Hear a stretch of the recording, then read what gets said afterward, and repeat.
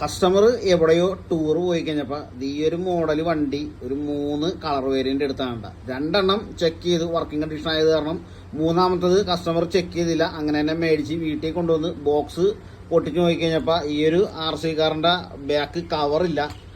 എന്തോ ഭാഗ്യത്തിന് ബാറ്ററി ഉണ്ട്. അതേപോലെ തന്നെ റിമോട്ടിൽ സ്റ്റീർ ചെയ്തിരിക്കാനുള്ള വീലില്ല.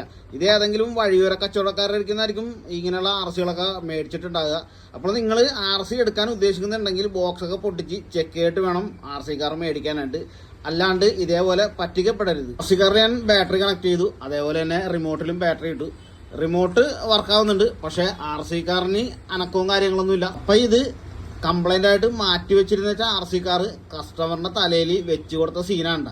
ഏതായാലും ഈ ഒരു RC കാർ നമുക്കൊന്ന് അഴിച്ചു നോക്കാം, ഇതിന്റെ ഉള്ളിൽ എന്താ കംപ്ലൈന്റ് പറ്റിയേക്കണേന്ന്. കസ്റ്റമർക്ക് ഏതായാലും ഭാഗ്യമുണ്ട്, ബോർഡൊന്നും ഡാമേജ് ഇല്ല. ഇതിന്റെ സ്വിച്ച് കംപ്ലൈന്റ് ആയി പോയതാണ്. പിന്നെ കിട്ടിയേക്കണ പണിയെന്ന് വെച്ച് കഴിഞ്ഞാൽ റിമോട്ടിന് സ്റ്റീറിംഗ് വീലില്ല, അതേപോലെ തന്നെ വണ്ടിയുടെ ബാറ്ററി ഇടുന്ന ബാക്കിലെ അടപ്പുമില്ല. ഈ 2 സീന് കിട്ടിയത് തന്നെയാണ്.